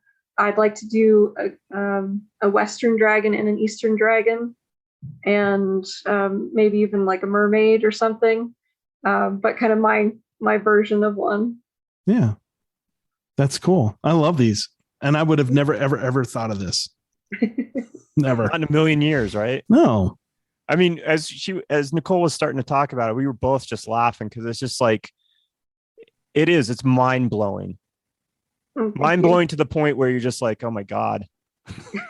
Like, who comes up with this? I know. You, obviously, but oh my geez. Talk a little bit about social media and how important that's been to your art career thus far, because it sounds like it's multifaceted and how it's played roles and who you are, what you do, and how you've developed in some ways. Certainly, I think I started on Facebook and never really had much happen over there for quite a long time. Then moved on to Instagram, and pretty early on, it was pretty quiet. I had one piece that was a pocket watch piece I did that was Van Gogh's Starry Night. And that one went viral at the time for me. And I think that got the most views I had gotten before and got people interested in what I was doing, which was kind of validating to me that I was doing something right. And I think I've just been kind of plugging away at Instagram. Twitter hasn't done a whole lot for me, though I will say that Pan's Labyrinth piece got reposted by Guillermo del Toro, which was pretty awesome. No way. Did it really? Yeah, it did. Oh my God. That just had to make you tickled pink, huh? It still does. Yeah. I think Doug Jones, who's the actor that plays the Fawn, I think he also commented on it, which was amazing. Yeah, that's fun. Yeah, because I wouldn't have never thought. I seen your Twitter, and I went to your Twitter site, and I was like, "This is so unusual," because typically artists aren't tweeting, at least that I know of. But you gotta try different things. Yeah. So, and then when you have Del Toro repost that's golden right there. That was amazing. That's still like one of the best days. And I love the fact that you have, I'm sorry, I didn't mean to cut you off. Say it again. I was just so excited. It was a great day. Yeah. And then I'm excited that you're on Pinterest. I mean, I love Pinterest. I've wasted many hours there. I don't post as much on Pinterest, but I do collect on Pinterest. I have so many boards of reference photos of things and just art that I find beautiful, and I hope other people will see if I share it. Well, I've started following you on Pinterest, so. All right, fantastic. I haven't been very active recently, but with all these shows coming up, I'm gonna have to start posting more and getting spending more time on there for reference. There you go. And then when's TikTok coming? I haven't done it yet, but I should. I know you should do a TikTok. I mean, little clips of you creating stuff or whatever, or even better yet, that your pieces that light up or have glow in the dark. That would be because it's just a minute. And when I started on Instagram, I did a lot of stop motion and time lapse, and those always did really well for me. It's just the problem is I work so small that I can't have the camera or the phone set up to where I can see what I'm doing. I have to be kind of away from it, which I find very annoying. So if I can find a really good camera setup or just some way of doing that, I would love to do that again. I really enjoyed it. Yeah. No, I think it's cool. Those reels or videos that you've posted, the time lapse on the Instagram showing, the process of going, through that piece. Those are really cool. Thank you. And I would like to do that more. I just need to find a good rig that isn't in my way when I'm trying to paint up close. Yeah. Yeah, that makes sense. Have you sold a fair amount of work through social media like Instagram? I think galleries have found me through social media. I think that's been the best part of it, is just having these people approach me, because I've always had a really hard time approaching those sorts of galleries. Just I never felt that I could. And I worked at a gallery for a while, and certainly we got a lot of people in that it's just like, I make handbags and I make this and I make that, and some of it was amazing and some of it was not so much, and we were trying to get other things done during the day. So I know most galleries kind of probably don't pay a whole lot of attention to those folks that kind of come in and ask.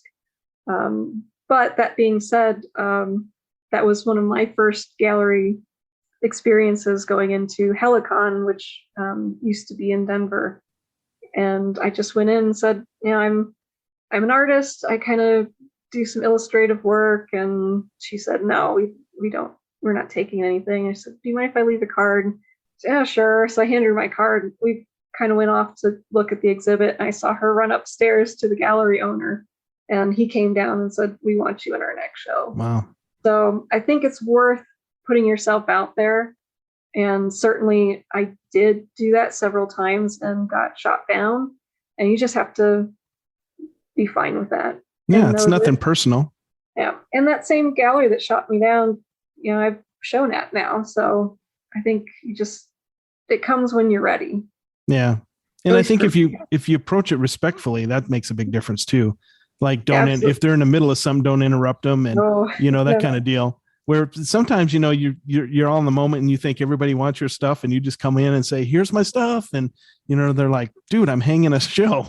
Yeah. Or whatever. So no, that's cool though. Every gallery is different, but it seems like anymore, you kind of have to wait for them to come to you.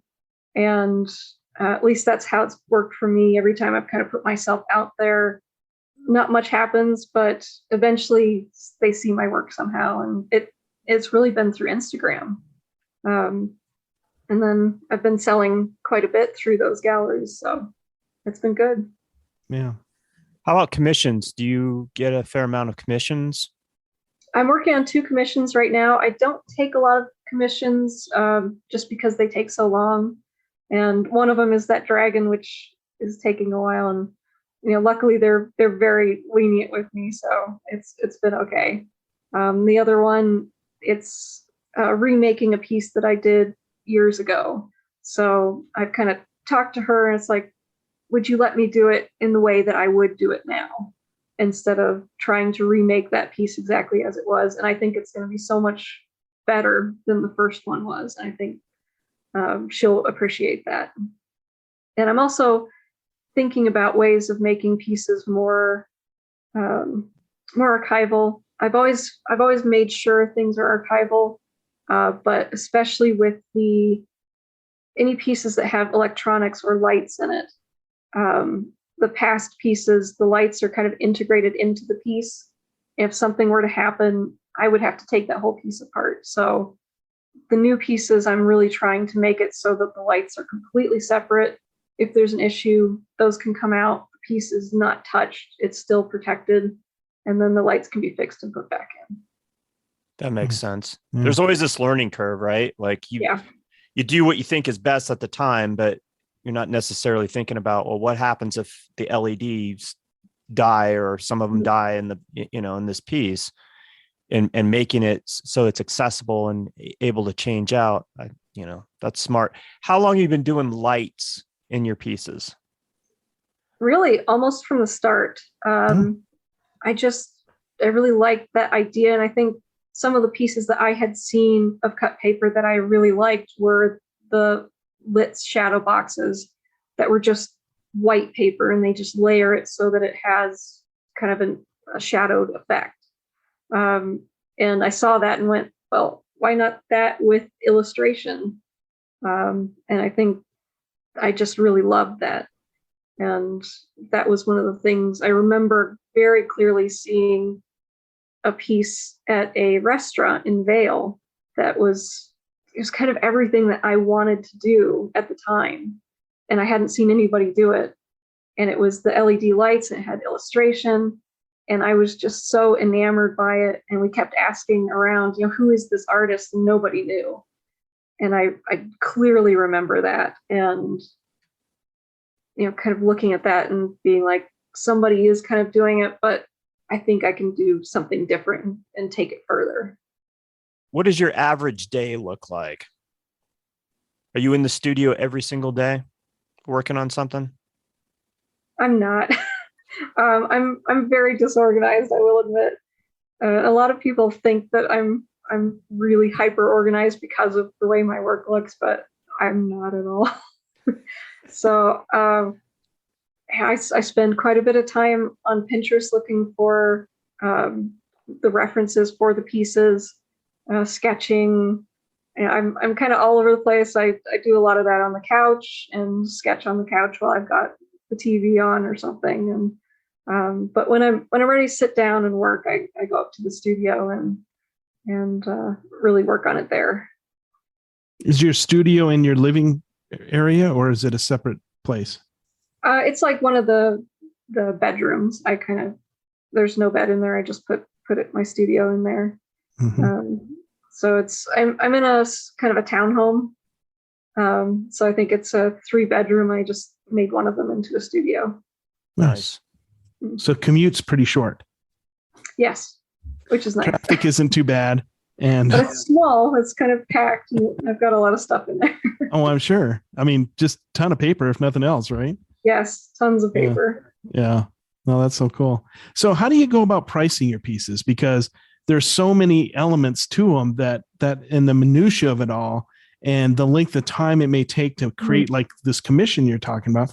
How do you go about pricing them out? Again, it really depends on the piece. Certainly, material costs are factored in. Anything that's going to have a big frame, that frame is so expensive. I can't really get affordable frames for something that needs to be 3 inches or 4 inches deep. And I mean, those frames are a lot of the cost of the piece because I need to make some money out of it too. I can't just do the price of the frame. Anything large, there's really not that much cost in the paper, but certainly it's mostly time. It's the time of putting in, getting all the illustrations together and transferring it to the paper, cutting everything, painting everything, and assembling. Everything has to be glued by hand. I've got these really amazing jeweler's tweezers that I use for everything. They're really good at picking up little paper pieces. And it's just hours of gluing and hours of painting. So it's mostly time. So I do my best to keep track. It's not always possible. And certainly some of the newer pieces that have a lot of gold in it, that gold is expensive. I use the 24 karat gold, but it's also triple leaf, which is triple thick. And it just makes it more lustrous. And usually you don't have to do a second coat of it, but sometimes you do, just to get that gorgeous luster of gold. So I do use some expensive things in my work, and I'm actually working on a piece for this upcoming show, and it'll be from The Hobbit with Smaug. And I had a friend of mine who cuts custom gemstones. He cut me an Arkan stone. I'm really, really excited to make that piece. Wow. So some of the pieces do have some expensive things in it that have to be factored in as well. So can you talk about the range of the price of your pieces? The pieces that I have on Everyday Original have to be under 500. So anything I post there will be 500 or less.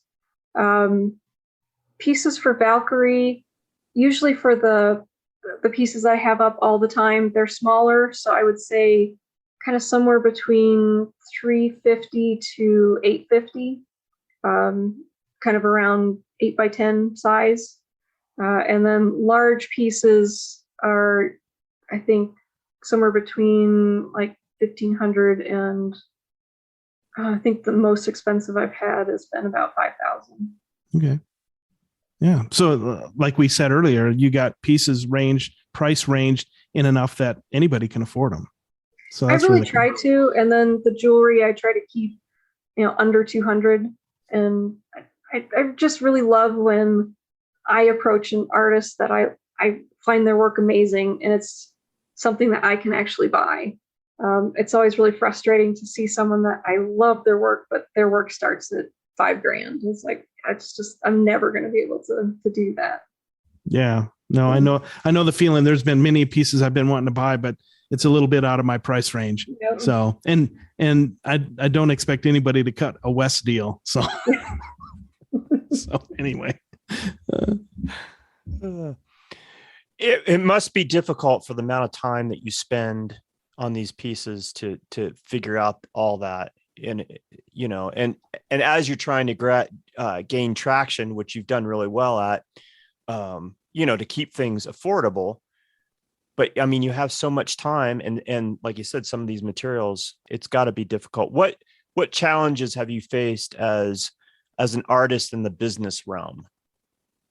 I think for me, I know I need to start an online store of some sort and get prints and things made.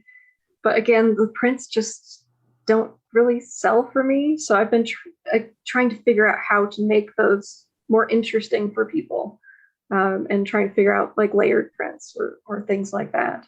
Because it's just so hard if you don't see it in person, to understand what the work is. I think that's one of the reasons I've kind of shied away from having an online store, is it's just so much more impactful in person.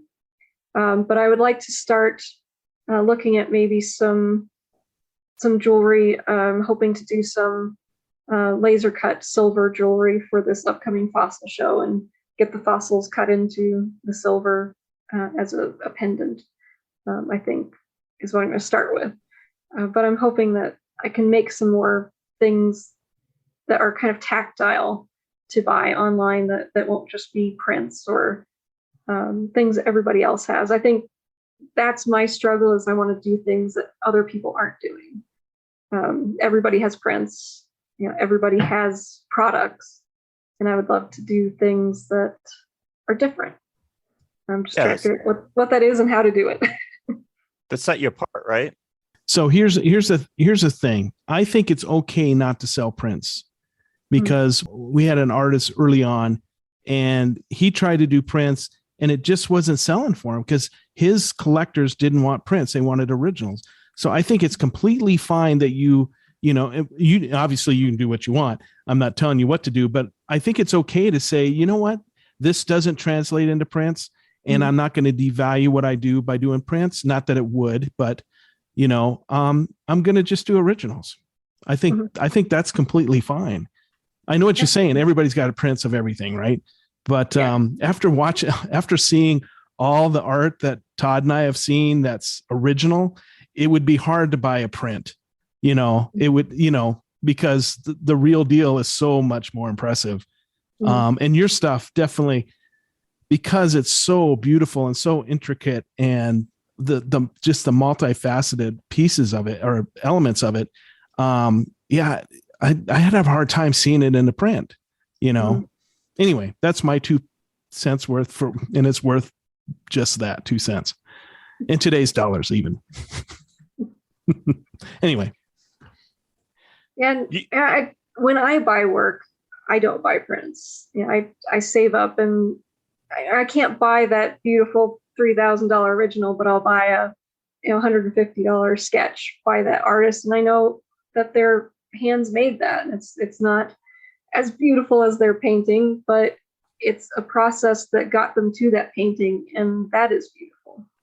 And and prints are a pathway to buy originals. I mean, there is that too. I'm in college. I can't afford, that I'm going to buy this print for whatever, $75 or whatever it is. And that's going to hang on my wall. I'm going to look at it every day and I'm going to love it. So there's nothing wrong with that. I just wanted you to know that from other people that we talk to, it's all right to say, you know what, I'm not doing prints. Absolutely. So, yeah, I understand. Yeah. And certainly, I think until I worked for that ceramic artist, and he did all the art shows across the country, I traveled to all of those. And I think up to that point, I had never even really thought about the difference between owning a print and owning an original. It was just, man, it'd be cool to have an original, but a print is fine. And certainly I never really looked at things on that basis until I was around him, and all he did was originals. And that was kind of the circle that he traveled in, was all originals. You don't bring, most of the art shows he went to, you couldn't have prints. And it really made me rethink that and the value of having an original, and just over the value of a print. That being said, I certainly have prints as well. And There's do some too. gorgeous prints out there, and I do still buy prints from artists that I know I'll never be able to get an original from. So I've got my new favorite print that I just got for my birthday. I got a Drew Struzan poster that he did, this gorgeous poster for Pan's Labyrinth. And it's a beautiful screen print, hand signed, and I absolutely love it. Yeah, I think that's great. I have a couple Ansel Adams prints. They're not from Ansel Adams. So, so I'm not saying people shouldn't buy that stuff, because I love his work, and they look okay, and I have them hanging in my house, If you love it and you find it inspiring, yeah, absolutely buy it. Right. Speaking of inspiration, you kind of told us about 2020 and how you kind of hit that wall. Mm-hmm. And those times where you aren't feeling very inspired, or you have a little bit of a block, how do you work through that? What do you do? Kind of bring yourself out of that? Honestly, during that time, it was almost painful to look at what other people were doing, because it just felt like everyone was passing me by. And it's like, this person's doing this amazing work and they just got into this gallery, and it almost hurt to see that. So I kind of dropped out of social media, kind of dropped out of a lot of things, just because it was painful to see everyone kind of doing their own thing and doing really well. And I was so stuck, and I was kind of angry with myself that I couldn't get past that. And, it was really, for me, I think I finally had to just reach out to people that maybe were more acquaintances, and kind of open up about how I was feeling and what I was going through. And since then, they've become really good friends, and they've kind of brought me back out and really helped me reconnect. How about the times where, you're still going strong, you're still being creative, but then you have this a little slump of, like, maybe do you ever have slumps of lack of creativity, and where you're like, I'm stuck and I don't know how to get out of it? And then what do you do? If you do, how do you get out of that? Oh, definitely. And I think almost every time I have an everyday original coming up, there's no limits on it. It just has to be under 500. And I think that's really hard for me. It's like, what do I do?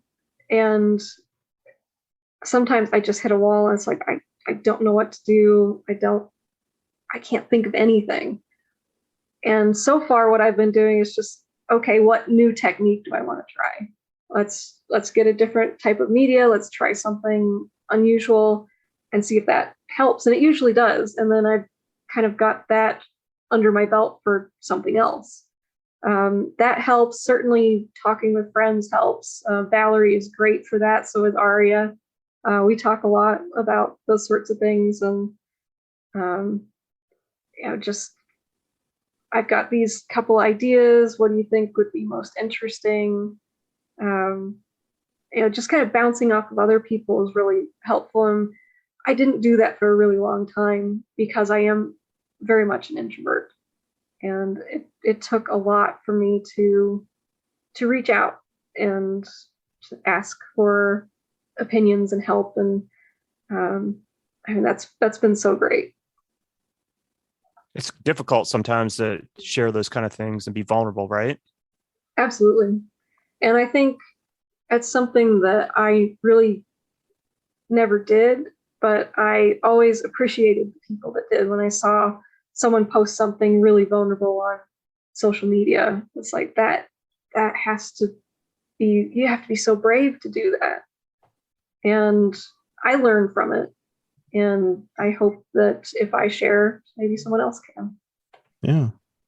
So I want to ask Todd, so when you're, because you're a portrait photographer and you're doing all these series of different people, how do you stay original? How do you develop that creativity to be different? I take a minute, take a breath, and I think, what would Wes Brown do? I don't know. You know what?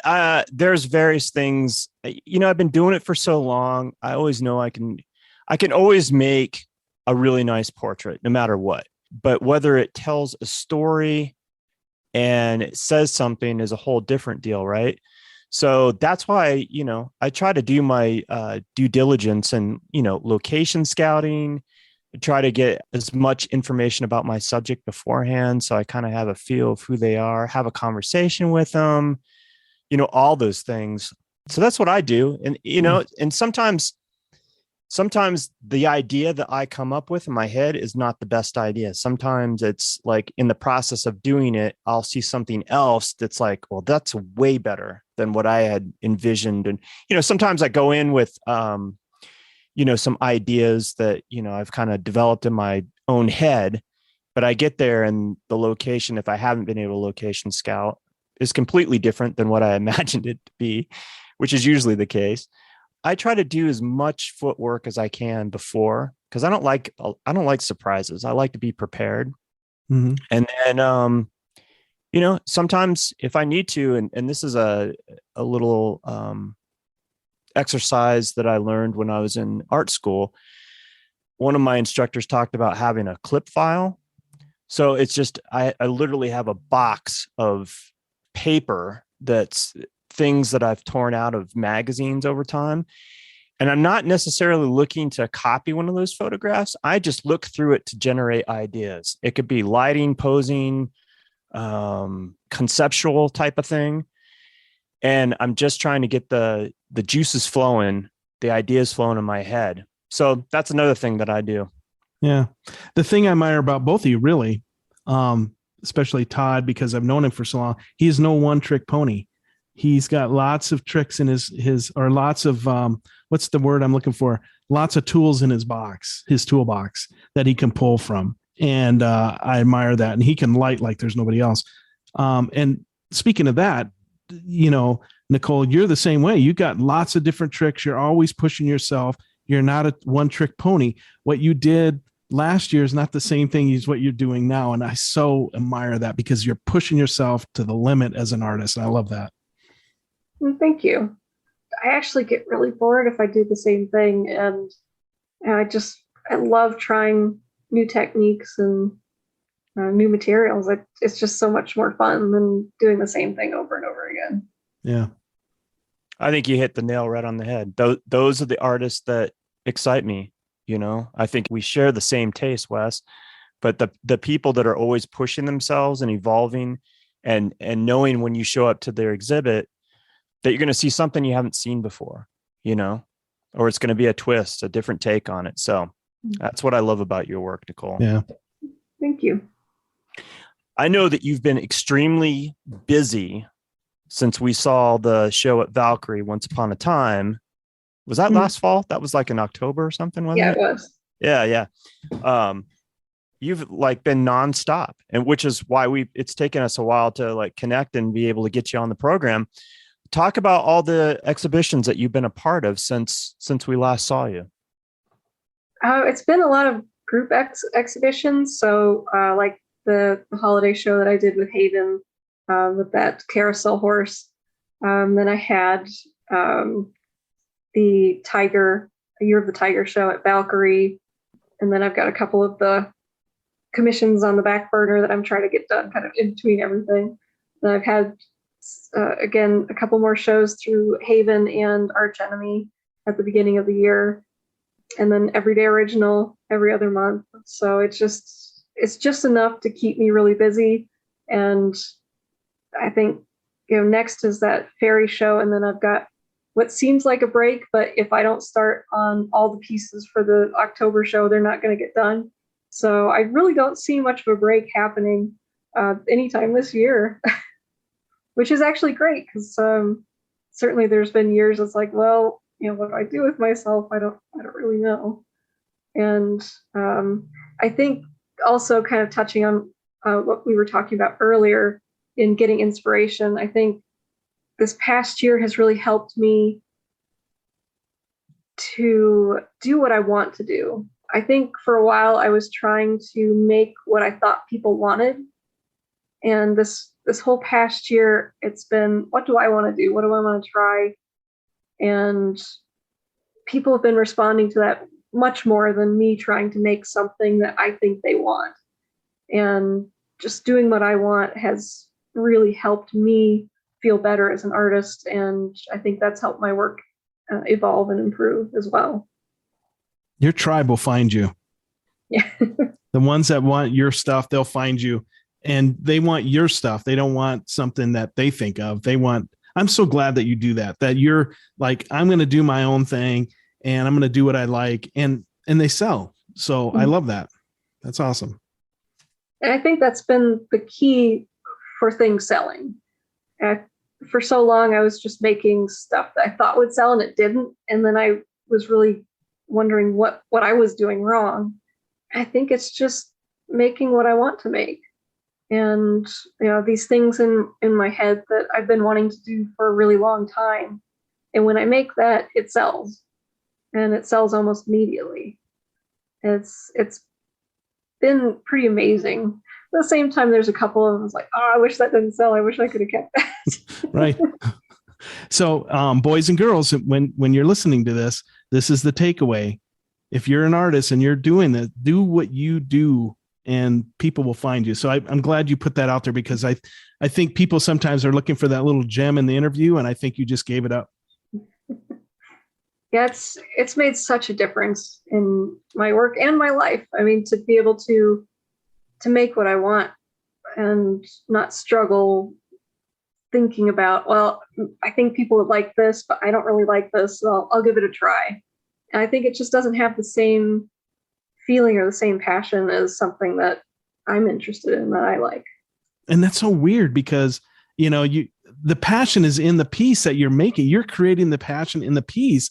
And when you don't have the passion in the piece, it's funny how that sometimes when somebody looks at it, they don't feel it. Right. It's really weird. It's really kind of out there, but I think there's some truth to that. Absolutely. Yeah. Anything else that you're looking forward to that you want to promote that's happening later on this year or before the end of the year?